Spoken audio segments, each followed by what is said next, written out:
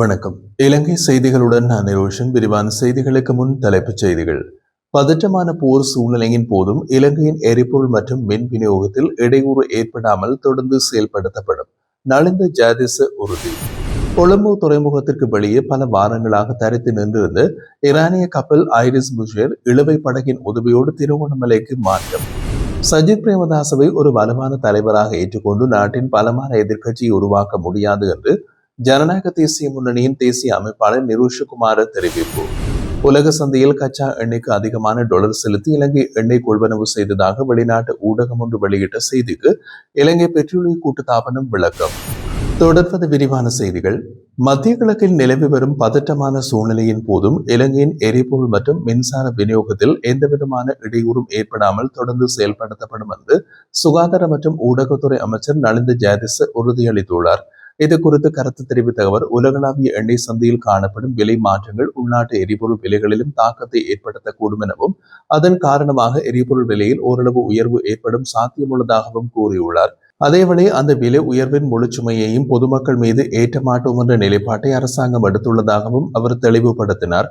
கூடுதல் செலவின் ஒரு பெரிய பகுதியினை அரசாங்க திரைசேரி ஏற்றுக்கொள்ளும் வகையிலே நடவடிக்கைகள் எடுக்கப்பட்டுள்ளதாகவும் அமைச்சர் நலிந்த ஜாதிச குறிப்பிட்டுள்ளார்.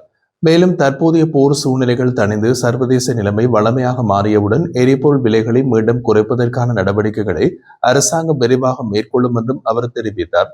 நிலைமைகள் சீராகியதும் அதன் பயன்களை உடனடியாக மக்களுக்கு கொண்டு சேர்க்க அரசாங்கம் தயாராக இருப்பதாகவும் அவர் வலியுறுத்தினார். கொழும்பு துறைமுகத்திற்கு வெளியே பல வாரங்களாக தரித்து நின்றிருந்த ஈரானிய விநியோக கப்பல் ஐரிஸ் புஷேர் தனியார் நிறுவனத்திற்கு சொந்தமான இழுவை படகின் உதவியோடு திருகோணமலை நோக்கி மாற்றப்பட்டுள்ளது. குறித்த கப்பல் கடந்த செவ்வாய்க்கிழமை காலை திருகோணமலை துறைமுகத்திற்கு பாதுகாப்பாக கொண்டு செல்லப்பட்டதாக தெரிவிக்கப்படுகின்றது. இந்த மாற்று நடவடிக்கைகளுக்கு உதவுவதற்காக கப்பலில் தற்போது 8 முதல் 10 வரையிலான ஈரானிய மாலுமிகள் தங்கியுள்ளார்கள் என்று பாதுகாப்பு பிரதி அமைச்சர் அருண் ஜெயசேகர தெரிவித்துள்ளார். இதேவேளை இந்த கப்பலில் இருந்தவர்களும் சம்பவத்துடன் தொடர்புடைய மற்ற மூழ்கிய கப்பலில் இருந்து மீட்கப்பட்டவர்களும் சேர்த்து மொத்தம் 236 ஈரானிய மாலுமிகள் அண்மையில் விமானம் மூலம் தாய்நாடு ஈரானுக்கு அனுப்பி வைக்கப்பட்டிருந்தனர். இந்த நடவடிக்கைகள் அனைத்தும் பாதுகாப்பு மற்றும் நிர்வாக ஏற்பாடுகளின் கீழ் மேற்கொள்ளப்பட்டுள்ளதாகவும் சம்பவம் தொடர்பான மேலதிக விவரங்கள் தொடர்ந்து கண்காணிக்கப்பட்டு வருவதாகவும் தெரிவிக்கப்படுகிறது. ஐக்கிய மக்கள் சக்தியின் தலைவர் சஜித் பிரேமதாசவை ஒரு வலுவான தலைவராக ஏற்றுக்கொண்டு நாட்டில் பலமான எதிர்க்கட்சியை உருவாக்க முடியாது என்றும் அவர் மக்கள் முன்னிலையில் நகைச்சுவை போன்ற கதாபாத்திரமாக மாறியுள்ளார் என்றும் ஜனநாயக தேசிய முன்னணியின் தேசிய அமைப்பாளர் நிருஷகுமார தெரிவித்தார். ஜனநாயக தேசிய முன்னணியின் அலுவலகத்தில் நடைபெற்ற ஊடகவியலாளர் சந்திப்பில் கருத்து வெளியிட்ட அவர், நாட்டில் ஜனநாயகத்தை பாதுகாப்பதில் கடுமையான சிக்கல்கள் நிலவுவதாகவும் எதிர்க்கட்சிகள் மற்றும் அவற்றின் செயல்பாட்டாளர்களின் பொறுப்பற்ற பேச்சு செயல்பாடுகள் காரணமாக நாடு நெருக்கடிக்கு தள்ளப்பட்டுள்ளதாகவும் கூறினார். சுமார் 70 ஆண்டுகளாக 2 பிரதான கட்சிகள் மாறி மாறி ஆட்சி செய்த நிலையில் ஐக்கிய தேசிய கட்சி என்று ஸ்ரீகோத்த கட்டடத்திற்குள் மட்டுப்படுத்தப்பட்டுள்ளதாகவும் அதன் தற்போதைய தலைமை கடந்த 30 ஆண்டுகளில் கட்சியை வீழ்ச்சியடைய செய்ததாகவும் அவர் குற்றம் சாட்டினார். அதிலிருந்து பிரிந்து உருவான ஐக்கிய மக்கள் சக்தியின் தலைவராக உள்ள சஜித் பிரேமதாச நாட்டை வழிநடத்தும் திறன் கொண்டவரா என்ற கேள்வி எழுவதாகவும் பலமுறை பிரதமர் பதவி வாய்ப்பு இருந்தும் பொறுப்பேற்க தயங்கியவர் என்றும் அவர் தெரிவித்தார். நெருக்கடி காலத்தில் ஜனாதிபதி தேர்வு நடைபெற்ற போதும் அவர் போட்டியிடவில்லை என்றும் சுட்டிக்காட்டினார். மேலும் ஸ்ரீலங்கா சுதந்திர கட்சி இன்று உள்நாட்டு குழப்பத்தில் சிக்கியுள்ளதாகவும் அதன் தலைமை குறித்து நீதிமன்ற தீர்ப்புக்காக காத்திருக்க வேண்டிய நிலைமை இருப்பதாகவும் அவர் கூறினார். அதேபோல் பொதுஜன பெரமுனவின் நாமல் ராஜபக்ச தலைமையிலான தரப்பு நாட்டை பங்குறுத்து நிலைக்கு கொண்டு சென்றதாகவும் ஊடகவியலாளர்களுக்கு எதிராக செயற்பட்டவர்களோடு மீண்டும் எதிர்க்கட்சியினை கட்டியெழுப்ப முடியாது என்றும் அவர் விமர்சித்தார். ஒரு நாட்டின் நிலைத்த ஆட்சிக்கு வலுவான எதிர்க்கட்சி அவசியம் என்றாலும் தற்போதைய நிலைமையில் அத்தகைய தகுதியான தலைமை எதிர்க்கட்சியில் இல்லை எனவும் அவர்கள் மக்களின் பிரச்சனைகளை விட தனிப்பட்ட நலன்களையே முன்னிலைப்படுத்துவதாகவும் அவர் கூறினார். இந்த சித்திரை புத்தாண்டில் நாட்டுக்கு வலுவான எதிர்க்கட்சி உருவாக வேண்டும் என்று பிரார்த்திப்பதாகவும் தற்போதைய நிலையில் திலித் ஜெயவீரவுக்கு அரசியல் புதிய பயணத்தை தொடங்குமாறு அழைப்பு விடுப்பதாகவும் அவர் தெரிவித்தார். மேலும் மின்சக்தி மற்றும் பொருளாதார நெருக்கடியில் பாதிக்கப்பட்ட மக்களின் பிரச்சனைகளை எதிர்க்கட்சி முறையாக முன்வைக்கவில்லை என்றும் அவர் குற்றம் சாட்டினார். ஹார்மோஸ் நீரிணையில் ஏற்பட்டுள்ள போக்குவரத்து தடைகள் உலகளாவிய உணவு பாதுகாப்பை பாதிக்கும் அபாயத்தை உருவாக்கியுள்ளதாக ஐக்கிய நாடுகளின் உணவு மற்றும் விவசாய அமைப்பின் தலைமை பொருளாதார நிபுணர் மெக்சிமோ டொரேரோ எச்சரித்துள்ளார். தற்போது இலங்கை, இந்தியா, பங்களாதேஷ் மற்றும் பாகிஸ்தான் உள்ளிட்ட நாடுகளில் பயிர் செய்கை பரவம் தொடங்கியுள்ள நிலையில் எரிபொருள் மற்றும் உர விநியோகத்தில் ஏற்பட்டுள்ள இடையூறுகள் விவசாய உற்பத்தியை கடுமையாக பாதிக்கக்கூடும் என்று அவர் சுட்டிக்காட்டினார். உலகளவில் எண்ணெய் விநியோகத்தில் சுமார் 35% இயற்கை எரிவாயுவின் 20% மற்றும் உர விநியோகத்தின் 20 முதல் 30% வரை இந்த ஹார்மோஸ் நீரிணை வழியாகவே நடைபெறுவதனால் அங்கு ஏற்பட்டுள்ள தடைகள் உலக சந்தையில் பெரும் தாக்கத்தை ஏற்படுத்தியுள்ளதாக அவர் விளக்கினார். இந்த நிலை நீடித்தால் விவசாயிகள் தேவையான உற்பத்தியின் உள்ளீடுகளை முழுமையாக பெற முடியாத சூழல் உருவாகி குறைந்த அளவிலான வளங்களோடு பயிர் செய்கையில் ஈடுபட வேண்டிய நிலைமை ஏற்படும். இதன் விளைவாக உணவு உற்பத்தி குறைந்து உலகளவில் தட்டுப்பாடு உருவாகும் அபாயம் இருப்பதாக அவர் கவலை வெளியிட்டார். மேலும் எதிர்வரும் 90 நாட்கள் மிகவும் முக்கியமான காலப்பகுதியாகும் என்றும் உடனடி தீர்வு கிடைத்தாலும் கூட சந்தை மீண்டும் இயல்பு நிலைக்கு திரும்ப குறைந்தது 3 முதல் 4 மாதங்கள் வரை ஆகும் என்றும் குறிப்பிட்டுள்ளார். எனவே இந்த இடைக்காலத்தில் ஏற்படும் பாதிப்புகளை குறைக்கும் நடவடிக்கைகள் அவசரமாக மேற்கொள்ளப்பட வேண்டியது அவசியம் என்றும் அதுவே உலகளாவிய உணவு பாதுகாப்பை நிலைநிறுத்த முக்கியமாக அமையும் என்றும் மெக்சிமோ டொரேரோ வலியுறுத்தினார். நெடுந்தீவு மக்களின் நீண்டகால பிரச்சனைகள் குறித்து முழுமையான புரிதல் உள்ளதாகவும் அவற்றை தீர்ப்பதில் தற்போதைய அரசாங்கத்தின் கீழ் நல்ல வாய்ப்புகள் உள்ளதாகவும் வடக்கு மாகாண ஆளுநர் நாகலிங்கம் வேதநாயகன் தெரிவித்தார். அனைத்தையும் ஒரே நேரத்தில் செய்ய முடியாத போதிலும் படிப்படியாக அபிவிருத்தி நடவடிக்கைகளை முன்னெடுக்க முடியும் என்று குறிப்பிட்டுள்ளார்.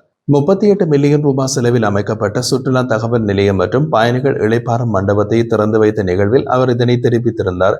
கடல் போக்குவரத்து சிக்கல்கள், இறங்குதுறை மேம்பாடு, குடிநீர், எரிபொருள் வசதி மற்றும் வீதி அபிவிருத்தி உள்ளிட்ட பல திட்டங்கள் முன்னெடுக்கப்பட்டு வருவதாக அவர் கூறினார்.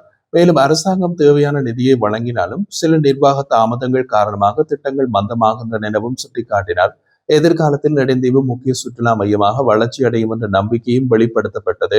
இந்த நிகழ்வில் உரையாற்றிய நாடாளுமன்ற உறுப்பினர் இளங்குமரன் மக்களின் பிரச்சனைகளை தீர்க்க நடவடிக்கைகள் மேற்கொள்ளப்பட்டு வருவதாகவும் சுற்றுலாத்துறையை மேம்படுத்தி நெடுந்தீவை வளர்ச்சியடைய செய்வதே நோக்கம் என்றும் தெரிவித்திருந்தார். அதேவேளை உள்ளூர் நிர்வாகம் மக்கள் அடிப்படை தேவைகள் பூர்த்தி செய்யப்பட்டால் சுற்றுலாத்துறை இயல்பாக வளர்ச்சி பெறும் என்றும் வலியுறுத்தியது. உலக சந்தையில் ஒரு பீப்பாய் கச்சா எண்ணெய்க்கு 286 அமெரிக்க டாலர்கள் செலுத்தி இலங்கை எண்ணெய் கொள்வனவு செய்ததாக வெளிநாட்டு ஊடகம் ஒன்று வெளியிட்ட செய்தி தவறானது என்று இலங்கை பெட்ரோலிய கூட்டுத்தாபனம் விளக்கம் வழங்கியுள்ளது. HSBC வங்கியின் தலைமை நிர்வாக அதிகாரி ஜோர்ஜ் எல்ஹெட்ரியின் கருத்தை மேற்கோள் காட்டி மிடில் ஈஸ்ட் ஐ இந்த தகவலை வெளியிட்டிருந்தது. அவர் ஹாங்காங்கில் நடைபெற்ற முதலீட்டு மாநாட்டில் மத்திய கிழக்கில் இருந்து எண்ணெய் பெற தற்போது 140 தொடக்கம் 150 டாலர்கள் வரை செலவாகும் என்றும் சில தகவல்களின் அடிப்படையில் இலங்கை ஒரு பீப்பாய்க்கு 286 டாலர் செலுத்தியுள்ளதாக கேட்டதாக கூறியதாக அந்த செய்தியில் தெரிவிக்கப்பட்டது. ஆனால் இதை முற்றிலும் மறுத்துள்ள பெட்ரோலிய கூட்டுத்தாபனம் அத்தகைய உயர்ந்த விலையில் எண்ணெய் வாங்கப்பட்டதாக எந்தவிதமான உண்மையும் இல்லை என்று தெரிவித்துள்ளது. மேலும் தற்போதைய சர்வதேச சூழ்நிலையிலும் கூட இலங்கை 71 முதல் 113 டாலர் வரையிலான விலைகளில் மட்டுமே கச்சா எண்ணெயை இறக்குமதி செய்து வருவதாக விளக்கம் அளித்துள்ளது. மத்திய கிழக்கு பதற்றம் அதிகரிக்கும் முன் உலக சந்தையில் கச்சா எண்ணெயின் விலை 70 தொடக்கம் 80 டாலர் அளவில் இருந்ததோடு போர் ஆரம்பித்த பின்னர் அது 119 டாலர் வரை உயர்ந்து பின்னர் மீண்டும் 100 டாலருக்கு கீழ் குறைந்துள்ளது என்றும் குறிப்பிடப்பட்டுள்ளது. முன்னாள் பாராளுமன்ற உறுப்பினர் சந்தன கத்ரியாராச்சி கைது செய்யப்பட்ட சம்பவம் தொடர்பாக போலீஸ் ஊடக பிரிவு உத்தியோகபூர்வ அறிக்கை ஒன்றை வெளியிட்டுள்ளது. அறிக்கையின்படி கொழும்பு குற்றத்தடுப்பு பிரிவுக்கு கிடைத்த தகவலின் அடிப்படையில் அந்த பிரிவின் அதிகாரிகள் கெஸ்வேவ நீதவான் நீதிமன்றத்திலிருந்து சோதனை பிடியாணை பெற்று விலியந்தலை போலீஸ் பிரிவுக்குட்பட்ட மாதம்பே பகுதியில் அமைந்துள்ள அவரது இல்லத்தில் சோதனை நடவடிக்கையை மேற்கொண்டனர். அந்த சோதனையின் போது ஒரு கைக்குண்டு, 2 T56 ரக மேகசின்கள், 226 T56 ரக தோட்டாக்கள், 103.0.22 ரக தோட்டாக்கள், 31 84S ரக தோட்டாக்கள் மற்றும் விவசாய நில பயன்பாட்டுக்காக வழங்கப்பட்ட 12 போர் ரக துப்பாக்கி உள்ளிட்ட ஆயுத பொருட்கள் மீட்கப்பட்டதாக தெரிவிக்கப்பட்டுள்ளது. இதனையடுத்து குறித்த நபர் கைது செய்யப்பட்டதோடு அவர் கெஸ்பேவ நீதவான் நீதிமன்றத்தில் ஆஜர்படுத்த உள்ளார். மேலும் இந்த சம்பவம் தொடர்பான மேலதிக விசாரணைகளை கொழும்பு குற்றத்தடுப்பு பிரிவு அதிகாரிகள் தொடர்ந்து முன்னெடுத்து வருவதாக போலீசார் தெரிவித்துள்ளனர். வளிமண்டலவியல் திணைக்களத்தின் தகவலின்படி நாட்டில் பதிவான அதிகபட்ச வெப்பநிலை 36.1 செல்சியஸ் ஆக இருந்ததோடு அது வவுனியா மற்றும் யாழ்ப்பாணத்தில் பதிவு செய்யப்பட்டுள்ளதாகவும் தெரிவிக்கப்பட்டுள்ளது. இதனைத் தொடர்ந்து நாட்டின் 21 மாவட்டங்களில் நாளை மனித உடல் உணரும் வெப்பத்தின் அளவு எச்சரிக்கை நிலை வரை உயரும் வாய்ப்பு உள்ளதாகவும் அதிகாரிகள் எச்சரித்துள்ளனர். வெளியிடப்பட்டுள்ள விசேட அறிவிப்பின் அடிப்படையில் வடக்கு, வடமத்திய, வடமேற்கு, மேல் மற்றும் சப்ரகமுவ, தெற்கு மற்றும் கிழக்கு மாகாணங்களிலும் மொனராகலை மாவட்டத்திலும் கடுமையான வெப்பநிலை காணப்படும் என்று எதிர்பார்க்கப்படுகின்றது. வெப்ப சுட்டன் அதிகரிப்பின் விளைவாக நீண்ட நேரம் வெயிலில் இருப்பவர்களுக்கு உடல் சோர்வு அதிகரிக்கும் அபாயம் காணப்படுவதோடு தொடர்ந்து கடின உழைப்பு அல்லது உடல் பயிற்சிகளில் ஈடுபடுவோருக்கும் தசைப்பிடிப்பு போன்ற உடல் பாதிப்புகள் ஏற்படலாம் என்றும் குறிப்பிடப்பட்டுள்ளது. இதனால் தேவையற்ற அளவில் வெளியில் தங்குவதை தவிர்த்து பாதுகாப்பு நடவடிக்கைகளை கடைபிடிக்குமாறு பொதுமக்களுக்கு அறிவுறுத்தப்பட்டுள்ளது.